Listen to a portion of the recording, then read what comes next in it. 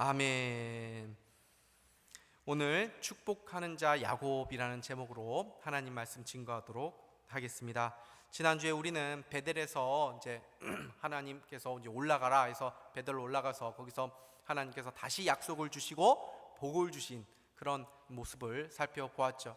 그 이후에 야곱이 내려왔지만은 또 이제 다시 그의 삶 가운데 이제 자신이 사랑하는 아내 라헬이 죽게 되고 또 아버지 이삭이 이제 죽게 되면서 형 에서와 함께 이 야곱이 장례를 치르면서 창세기 37장이 마무리되는 것을 우리가 보았습니다.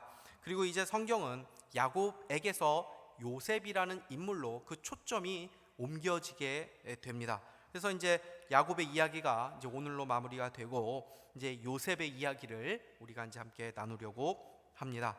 오늘은 시간을 좀 훌쩍 넘어서 이제 야곱의 마지막의 모습을 살펴보려고 합니다. 믿음의 사람의 전체 생애를 우리가 살펴보는 것은 참 많은 유익을 줍니다. 그 사람의 삶의 궤적을 따라가다 보면은 그때 하나님께서 주신 은혜뿐 아니라 전체 삶 가운데 하나님께서 처음과 마지막 어떻게 그 사람을 빚어가셨는지, 어떻게 변화시켜 가셨는지, 어떠한 은혜와 어떠한 인도하심을 우리가 볼 수 있는지를 함께 보게 되는 은혜가 있게 되기 때문입니다.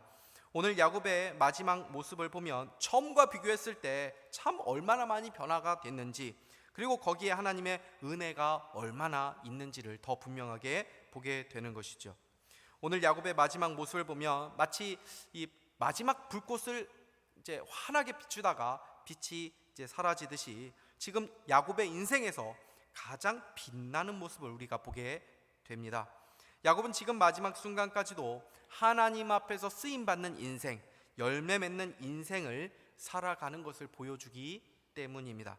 우리 신자의 삶도 마찬가지입니다. 우리의 신자의 노년도 마찬가지입니다. 세상은 우리가 나이가 들면 더 이상 이제 쓸모없는 인생이다, 뭐 이렇게 인식될 수 있고, 스스로도 내가 이제 짐스러운 인생이 아닌가, 이렇게 어느덧 이렇게 어느 순간 문득 그렇게 그런 생각이 들면서 우울해지기도 하고 막 그런 마음이 들 수 있는데, 그것은 세상의 가치관에 따라서 우리 자신을 생각하는 것입니다. 성경이 말하는 신자의 노년의 삶은 결코 그렇게 말하지 않습니다. 마지막까지도 하나님께 그 신자와 함께 해주신다고 말씀하고 있고, 마지막까지도 하나님 앞에 쓰임받는 인생이다라는 것을 말씀해 주기 때문입니다.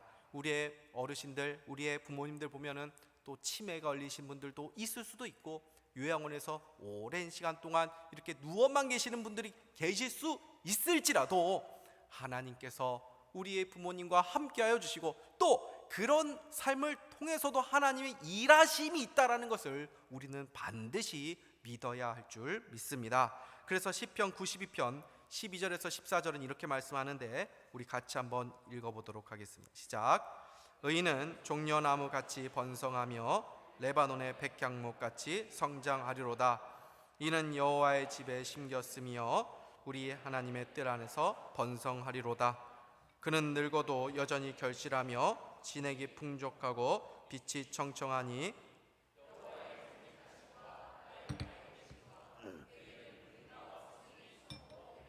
아멘. 그렇다면 오늘 야곱은 마지막에 어떤 믿음의 모습을 보여주고 있는지, 그의 마지막은 하나님 앞에 어떻게 쓰임을 받고 있는지 우리가 한번 살펴보도록 하겠습니다. 먼저 그는 하나님의 약속의 말씀을 마지막까지 믿고 있는 모습을 보게 되죠. 창세기 47장 28절에서 31절인데요 우리 제가 읽도록 하겠습니다. 야곱이 애굽 땅에 17년을 거주하였으니 그의 나이가 147세라. 이스라엘이 죽을 날이 가까움에 그의 아들 요셉을 불러 그에게 이르되, 이제 내가 내게 은혜를 입었거든 청하노니 내 손을 내 허벅지 아래에 놓고 인애와 성실함으로 내게 행하여 애굽에서 나를 장사하지 아니하도록 하라.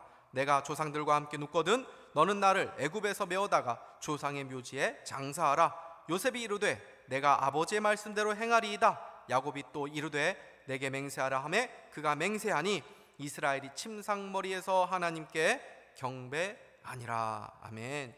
야곱이 죽는 날이 가까이 왔다는 걸 느끼고 요셉을 부르죠. 그래서 요셉에게 마지막 유언을 남기고 있습니다. 야곱은 애굽에서 17년을 지금 살았습니다. 그래서 이제 147세다 이렇게 지금 되어 있죠. 이 애굽에서 17년을 살면서 이스라엘이 번성해가는 것을 보게 됩니다. 야곱의 인생에서 어찌 보면 이 17년의 이 시간은 가장 안정적이고 가장 평안했던 시절이라고 볼 수 있습니다. 왜요? 그의 아들 요셉이 바로 왕 다음에 2인자 위치, 최고의 권력자 아닙니까? 야곱을 위협할 만한 세력이 아무도 없습니다. 야곱만큼 그렇게 편안한 여생을 보내는 사람도 없을 것입니다. 그러니까 지금 상황만 보면 야곱은 자신의 후손들이 이 애굽에서 앞으로 아주 믿음의 명문 가문으로서 그렇게 승승장구하게 될 것이라는 것으로 그렇게 보여질 법한 또한 현실이죠. 가장 화려하고 가장 안정적인 삶을 이 야곱이 누리고 있는 그 상황에서도 야곱은 어떻게 하고 있습니까? 17년 전에 하나님께서 야곱에게 주신 언약을 기억하고 있고, 그래서 그 약속의 말씀을 믿고 뭐라고 고백합니까? 나를 영원히 여기에 두지 말고 나중에 하나님께서 반드시 너희 민족들을 가나안 땅으로 다시 돌아오게 할 것이다 라고 약속하신 말씀이 있는데, 그 말씀대로 나를 여기서 묻지 말고 나중에 너희들이 옮겨갈 때에 나도 같이 옮겨가도록 해라 라고 그렇게 말씀하고 있는 것을 보게 되는 것이죠. 그러니까 지금 야곱은 자신의 눈에 보이는 것을 지금 믿는 것이 아니라 보이지 않는 미래, 장래에 하나님께서 주신 그 약속의 말씀을 믿고 그 마지막에 인생을 정리하고 있다는 것을 보게 되는 것입니다. 하나님의 약속의 말씀을 마지막까지 믿는 이 야곱의 믿음은 야곱의 할아버지 아브라함의 믿음과 유사합니다. 로마서 4장 18절에서 21절 말씀 우리 같이 한번 읽겠습니다. 시작. 아브라함이 바랄 수 없는 중에 바라고 믿었으니 이는 내 후손이 이같으리라 하신 말씀대로 많은 민족의 조상이 되게 하려 하심이라. 그가 100세나 되어 자기 몸이 죽은 것 같고 사라의 태가 죽은 것 같음을 알고도 믿음이 약하여지지 아니하고 믿음이 없어 하나님의 약속을 의심하지 않고 믿음으로 경고하여 줘서 하나님께 영광을 돌리며 약속하신 그것을 또한 능히 이루실 줄을 확신하였으니. 아브라함이 100세가 되었고 사라의 태가 죽었다는 것을 알고 있었음에도 하나님께서 수많은 후손을 이 아브라함을 통해서 주시겠다라고 약속하셨습니다.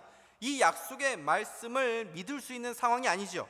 현실을 보면 이건 불가능해 보이는 말씀을 주신 건데 아브라함이 그 약속의 말씀을 믿었다는 것입니다. 그러면 아브라함에게 주신 이 약속의 말씀을 이 아브라함의 생애에 이루어졌습니까? 아니죠. 아브라함은 죽을 때까지도 하나님의 약속의 말씀이 이루어진 걸 보지 못했습니다. 고작 아브라함이 보게 되는 것은 이삭 한 명 보게 된 것입니다. 그럼에도 아브라함이 죽으면서도 끝까지 무엇을 믿었습니까? 하나님께서 자신에게 주신 약속의 말씀을 믿어서 그 믿음으로 하나님께 영광을 돌렸다라고 그렇게 말씀하고 있는 것입니다. 현실이 아니라 하나님의 약속의 말씀을 끝까지 믿는 것이 바로 하나님께 영광이요 우리의 믿음이 되어야 한다는 것입니다. 어떻게 아브라함은 현실은 그렇지 않은데도 끝까지 이 하나님의 약속의 말씀을 믿을 수 있었습니까? 그 약속의 말씀의 내용을 믿은 것이 아니라 무엇을 믿은 것입니까? 그 약속을 해주신 하나님을 믿었기 때문입니다. 야곱도 마찬가지입니다. 야곱은 평생을 살면서 하나님을 깊이 몇 번을 만났지요. 그리고 지금 그 하나님에 대한 깊은 신뢰가 그에게 있습니다. 야곱이 어떻게 이런 수준까지 올라갈 수 있었습니까? 사실 야곱은 누구를 잘 믿는 사람이 아니죠. 자기의 힘으로, 자기를 가장 사랑했고 자기의 의지로 모든 것을 해나가려고 했던 사람이었습니다. 그러나 그런 그를 어떻게 이렇게 변화가 되게 하셨는가? 하나님께서 그의 인생 가운데 포기하지 않고 그를 빚어 가셨기 때문이죠. 야곱은 수많은 고초와 위기와 문제들을 그 인생 가운데 많이 만났습니다. 그래서 야곱은 자기의 인생을 한마디로 뭐라고 정리했냐면 저는 험악한 세월을 살았습니다 라고 그렇게 말을 하지 않습니까? 야곱이 베델에서 하나님께 축복을 받은 이후에도 라헬이 죽고 또 나중에는 오랜 시간이 흐르면 자기가 그렇게 사랑하는 그 라헬에게 낳은 그 아들 요셉이 잃어버리는 그러한 극심한 고통도 그가 경험하게 되지 않습니까? 그런 많은 그런 고통과 위기의 순간들이 있었지만 하나님께서는 야곱을 놓지 않으셨기 때문에 그가 하나님을 떠나지 않고 오히려 그 실패와 아픔 속에서도 하나님을 더 가까이 하고 하나님을 더 신뢰하는 복을 누리게 되며 그가 나중에는 이렇게 하나님 앞에서 변화된 모습을 보이게 되었다라는 것입니다. 이 자리에 고통의 문제가 있어서 하나님을 더 찾고 하나님께 더 가까이 나오신 분들 혹시 계십니까? 당연한 것 아닙니다. 어떤 사람들은 문제가 생기고 고통이 생기면 하나님을 원망하고 막 저주까지 하면서 하나님을 떠나가는 사람들도 많이 제가 듣고 보았습니다. 그런데 여전히 고통과 문제가 있음에도 불구하고 하나님을 떠나지 않고 오히려 하나님을 더 가까이 하면서 하나님의 은혜와 긍휼을 더 구하는 자리 가운데 나아가고 있다면 이미 그 사람에 대한 하나님의 은혜와 사랑이 있는 줄 믿으시기를 바랍니다. 그래서 우리 모두가 이 예배의 자리에 앉아 있는 것 자체가 크신 하나님의 은혜를 입고 있다는 것을 보여주는 것입니다. 여러분의 상황과 삶이 어떠하다 하더라도 이 자리에서 하나님을 예배하는 여러분은 복 있는 자임을 믿으실 수 있기를 바랍니다. 어떤 삶이라 할지라도 예배하는 그 자리를 떠나지 않는 것이 승리하는 일입니다.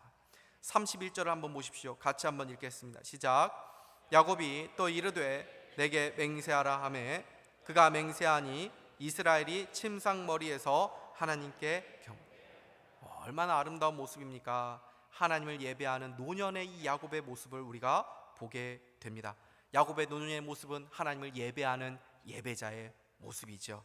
지금 우리가 이렇게 하나님을 예배하는 예배자로 서 있듯이 우리 중에 한 사람도 그렇죠? 마지막까지 하나님의 예배하는 예배자를 떠나지 않고 마지막 그 마치는 그 순간까지 예배자로 설 수 있는 은혜가 있기를 주님의 이름으로 축복합니다. 하나님께서 우리를 그렇게 만들어 가실 줄 믿습니다. 두 번째로 야곱은 요셉의 두 아들을 축복해 주는데 하나님의 뜻을 따라 축복하는 모습을 보여줍니다. 요셉이 야곱이 병이 들었다는 소식을 듣고 두 아들 므낫세와 에브라임과 함께 야곱을 찾아갑니다. 그때 야곱은 므낫세와 에브라임이 자신의 것이다, 그러니까 자신의 아들이라고 말하는 것을 보게 되죠. 5절과 6절 말씀 우리 같이 한번 읽겠습니다. 시작. 내가 애굽으로 와서 내게 이르기 전에 애굽에서 내가 낳은 두 아들 에브라임과 므낫세는 내 것이라. 르우벤과 시므온처럼 내 것이 될 것이요 이들 후에 내 소생은 내 것이 될 것이며 그들의 유산은 그들의 형의 이름으로 함께 받으리라. 무슨 말씀입니까? 그 르우벤같이 이 에브라임과 므낫세도 야곱의 아들로 올린다는 것입니다. 그리고 그 이후에 요셉이 낳은 그 므낫세하고 에브라임 뒤에 나오는 네 소생은 그때 네 것으로 그때부터 해라, 이렇게 말하고 있죠. 그래서 이 이스라엘의 12지파에는 요셉 지파가 없죠. 요셉 지파 대신에 누가 들어갑니까? 므낫세와 에브라임 지파가 들어가면서 12지파가 완성이 되는 것입니다. 야곱이 하나님의 감동을 받아서 지금 이 예언을 하고 있는 것이죠.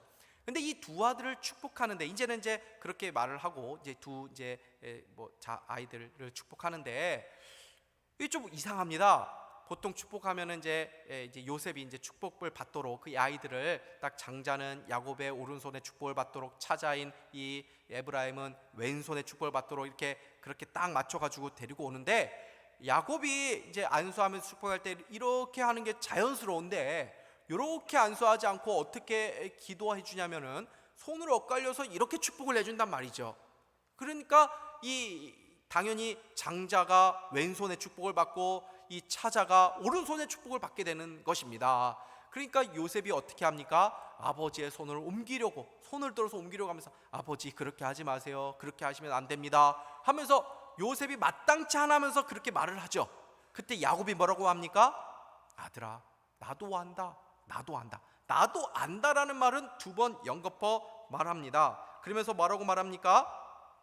이 아우가 모든 이 두 아들 다 큰 민족을 이룰 것인데 아우가 장자보다 더 크게 될 것이다라고 그렇게 축복을 합니다. 야곱이 몰라서 착각해서 노년에 들어서 이제 총기가 흐려져 가지고 그렇게 한 것이 아니지요. 나도 한다, 나도 한다. 그러면 야곱이 왜 그렇게 행동을 하게 된 것입니까? 자신이 둘째로서 서름을 알기 때문에, 그죠? 자신이 장자의 그 권리를 내가 빼앗기 위해서 얼마나 애를 쓰면서 수고한 인생입니까? 아이고, 내가 그 둘째의 서러움을 안다 하면서, 그러면서 이렇게 인간적인 마음을 가지고 둘째를 더 축복해 준 것이 아닙니다. 그것을 어떻게 알게 됩니까? 성경이 야곱이 행한 그 행동에 대해서 믿음으로 한 행동이라고 증언하고 있기 때문에 그렇습니다. 히브리서 11장 21절 말씀 우리 같이 한번 읽겠습니다. 시작. 믿음으로 야곱은 죽을 때에 요셉의 각 아들에게 축복하고 그 지팡이 머리에 의지하여 경배하였으며, 야곱이 지금 자신의 뜻대로 한 일이 아니라 믿음으로 하는 행동이라는 걸 성경이 증언하고 있죠. 히브리서 11장에 아브라함은 무슨 믿음으로, 모세는 무슨 믿음으로 이렇게 하는데, 이 야곱의 믿음을 한 줄로 평가하는데, 야곱의 인생 가운데에 믿음으로 한 굵직굵직한 일들이 여러 가지 있었음에도 불구하고, 또는 젊었을 때에 했던 일들이 있었음에도 불구하고, 그런 일들을 그렇게 그 믿음의 가장 대표적인 일들로 얘기하지 않고, 마지막 요셉이 죽기 전에 한 이 축복을 믿음의 가장 대표적인 일로 손꼽아서 히브리서 기자가 지금 기록하고 있는 것을 보게 되는 것입니다. 여러분, 장자와 차자를 바꾸어서 축복하고 있는 것은 우리에게 무엇을 의미하는 것입니까? 이것은 하나님의 주권을 인정하는 이 야곱의 성숙한 믿음을 보여주고 있다는 것입니다. 우리는 우리가 정해놓은 공식과 방식과 또 어떤 나름의 질서들이 있습니다. 그래서 이거는 이렇게 되어야만 해, 이렇게 되어야만 옳은 일이야, 또는 이렇게 되어야만 정의로운 일이야 라고 생각을 하고, 그 다음에는 누가 돼야 되고, 그 다음에는 누가 돼야 되고 하는 우리만의 어떤 생각들과 계획과 뜻이 있을 수 있습니다. 그러나 하나님은 때로 우리의 생각과 다르게 움직이시는 것을 보게 되죠. 왜요? 그렇게 하심으로써 하나님의 하나님 되심을 우리에게 알려주시는 것입니다. 하나님, 이게 이렇게 되는 것이 맞는 것 같은데요, 이런 것이 맞는 것 같은데 하는데, 하나님께서는 전혀 뜻밖의 모습으로 움직이시며 우리에게 그렇게 나타나시고 또 응답해 주실 때가 있다는 것입니다. 그때 우리가 무엇을 알게 됩니까? 하나님의 길과 나의 길이 다르고, 하나님의 뜻과 나의 뜻이 다르고, 하나님의 생각과 나의 생각이 다르구나 하면서 하나님의 주권자 되심을 우리가 비로소 인정하게 되는 것이죠. 때로 내 뜻대로 되지 않으면 하나님을 향해서 분노하는 그런 분들 계십니까? 하나님, 정말 이렇게까지 하시깁니까? 하면서 야곱이 그렇게 행할 때에 요셉이 아버지, 그렇게 하지 마십시오, 그거 옳은 것 아닙니다 하면서 아버지 야곱의 그 손까지도 옮기려고 했던 그 요셉처럼 그렇게 반응하는 모습은 없으십니까? 그러나 하나님은 때로 엇갈려 축복하시는 일이 있다는 것입니다. 그렇게 하심으로써 결국 하나님이 주권자임을 보여주시는 것이죠. 우리가 살아가면서 이 하나님의 주권을 인정하는 법을 배워가는 것입니다. 우리의 인생을 보십시오. 우리 인생의 우리 뜻대로 되어갑니까? 우리 계획대로 되어갑니까? 그렇지 않죠. 우리 자식들, 우리 자녀들이 우리 뜻대로 됩니까? 늘 우리의 인생은 우리의 생각과 다르게 진행되어 가죠. 그래서 결국 아이고, 내가 할 수 있는 일이 없구나 라는 것을 고백하게 하는 것입니다. 그래서 하나님께 결국 맡기게 되죠. 기도밖에 없다는 것을 깨닫게 되는 것입니다. 나중에 그러나 우리가 이 모든 것들이 우리에게 복이 되었다라는 것을 알게 됩니다. 만약에 우리의 뜻대로 다 되었다면 우리는 벌써 망했을지도 모릅니다. 왜요? 우리의 뜻은 항상 악한 데에 빠르죠. 근데 하나님의 뜻은 늘 선하고, 그분의 뜻은 언제나 완전하기 때문입니다. 우리는 하나님이 왜 므낫세와 에브라임을 엇바꾸어 축복하셨는지 알 수 없습니다. 왜 하나님이 에서가 아니라 야곱을 택하셨는지 알 수 없습니다. 그것을 물어볼 일도 아닙니다. 하나님이 하시는 일이죠. 우리는 하나님이 옳은 일을 하시는 분이 아니라 하나님이 하시는 일이 언제나 옳다라는 그 하나님의 주권을 우리는 믿어야 하는 것입니다. 지금 우리 눈앞에 보이는 손해가 아니고 우리에게 보이는 유익이 아닐 수 있습니다. 지금 나에게 있는 화가 나중에 복이 되기도 하고, 지금 눈앞에 보이는 세상 사람들이 말하는 복이라고 여겨진 일이 오히려 나를 망하게 하는 일이 될 수 있다라는 것입니다. 그래서 우리는 고난 가운데서도 낙심하지 말아야 되고, 형통한 중에서도 교만해서는 안 되는 것입니다. 너희 중에 고난당하는 자 있느냐? 저희는 기도할 것이요. 즐거워하는 자가 있느냐? 저희는 찬송할지라. 하나님 앞에서 모든 것을 다 행하며 겸손하게 살아가라라는 것입니다. 나중에 12지파가 가나안 땅을 정복한 후에 땅을 나눠 갖게 되지 않습니까?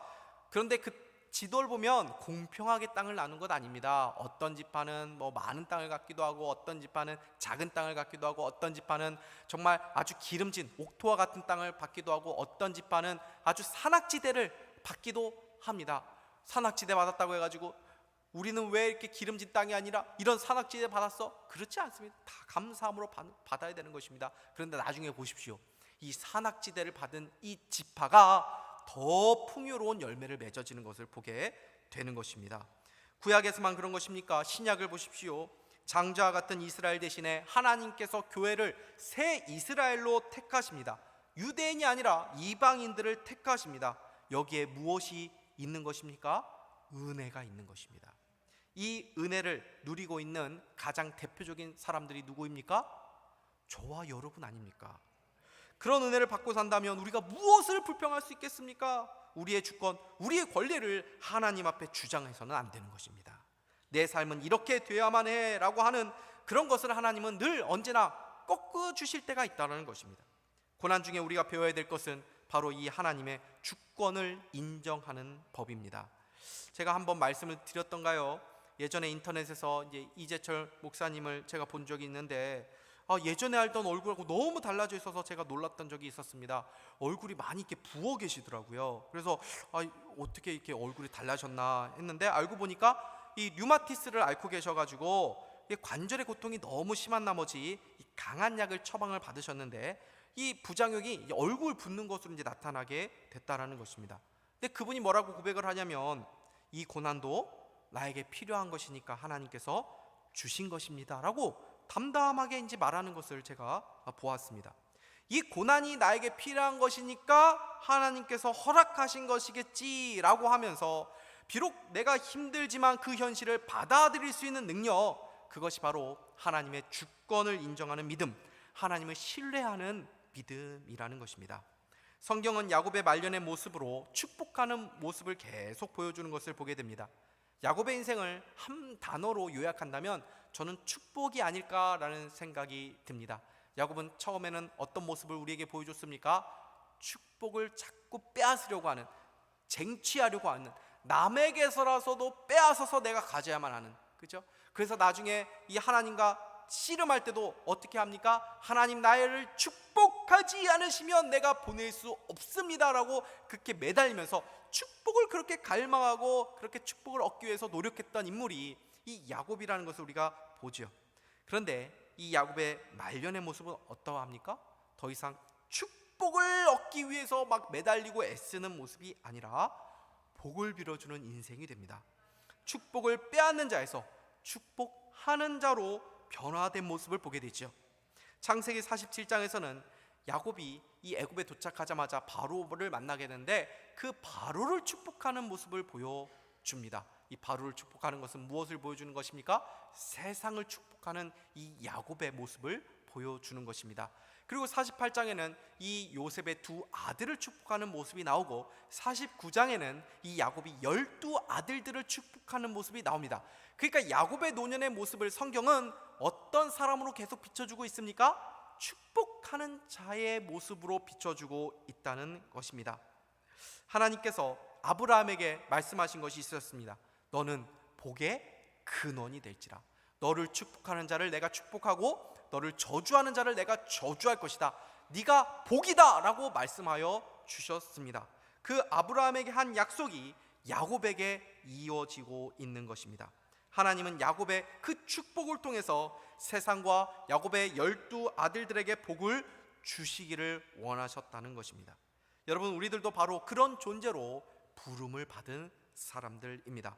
하나님의 백성들, 성도들의 사명이 무엇입니까? 축복하는 것입니다. 세상을 축복하고 우리의 자녀들을 축복하고 또 우리의 공동체를 축복하는 것입니다. 그 축복하는 그 권리, 그 영광을 우리 신자들에게 허락해 주신 것입니다. 우리는 이미 예수 안에서 모든 신령한 복을 다 받은 사람들이기 때문에 더 이상 복을 빼앗기 위해서 애쓰는 인생이 아니라 이제는 복을 나누어주고 축복해주고 주는 그러한 복된 인생으로 우리가 살아가게 되는 것입니다. 이 축복하는 모습은 누구를 닮은 모습입니까? 우리 예수님을 닮은 모습이죠. 예수님은 우리를 축복하시는 분입니다. 우리에게 복 주시기를 기뻐하시는 분이십니다. 우리에게 모든 것을 그래서 다 나누어 주신 분이 우리 주님이십니다. 빼앗는 자, 자신이 더 많이 가져야만 하는 자에서 주는 자, 베푸는 자, 남이 잘 되는 것을 기뻐하는 자로 바뀌는 것은 얼마나 어려운 일입니까? 그런데 오늘 야곱의 모습 속에서 우리는 그런 변화를 보게 되는 것입니다. 누가 야곱을 기어이 이렇게 변화시켜 가신 것입니까? 야곱의 하나님이 그 무한한 사랑과 은혜로 기어이 야곱을 이스라엘로 세워 가신 것입니다. 이 하나님의 헤세드의 사랑을 이길 자는 아무도 없는 줄 믿습니다. 이것을 야곱의 마지막에 우리가 함께 확인하게 되는 것이고, 우리에게도 이러한 은혜가 있는 줄 믿습니다. 마지막으로 빌립보서 1장 6절 말씀 한번 같이 읽도록 하겠습니다. 시작. 너희 속에 착한 일을 시작하신 이가 그리스도 예수의 날까지 이루실 줄을 우리가 확신하노라. 아멘. 아무리 더뎌 보인다 하더라도, 그죠? 아무리 우리가 고집세 보인다 하더라도, 우리가 얼마나 안 바뀌는 사람들입니까? 그죠? 그럼에도 불구하고 하나님께서 우리 안에서 시작하신 그 선한 일, 그 착한 일, 그 구원의 일을 반드시 완성해 가실 것을 확신하노라. 이 바울의 확신을 우리도 붙잡아야 될 줄 믿습니다. 야곱의 하나님이 바로 저와 여러분의 동일한 하나님이시기 때문입니다. 그러므로 이 믿음 가지고 우리의 하나님을 찬양하며 소망 가운데 살아가는 저와 여러분 다 될 수 있기를 주님의 이름으로 축복합니다. 기도하겠습니다. 하나님 아버지, 오늘 야곱의 이 마지막 모습을 보면서 하나님의 약속의 말씀을 붙잡는 그의 신앙, 또 하나님의 주권을 인정하는 그의 믿음, 또 축복하는 사명을 감당하는 그의 모습을 살펴보게 하여 주신 것을 감사합니다. 야곱을 그렇게 변화시켜 가신 하나님께서 우리 모두에게도 무한한 자비와 은혜로 우리를 빚어가고 계시는 줄 믿습니다. 이 소망 가지고 늘 하나님 찬양하면서 그 하나님의 열심에 부응하는 우리의 삶이 되게 하여 주시옵소서. 예수 그리스도의 이름으로 기도하옵나이다.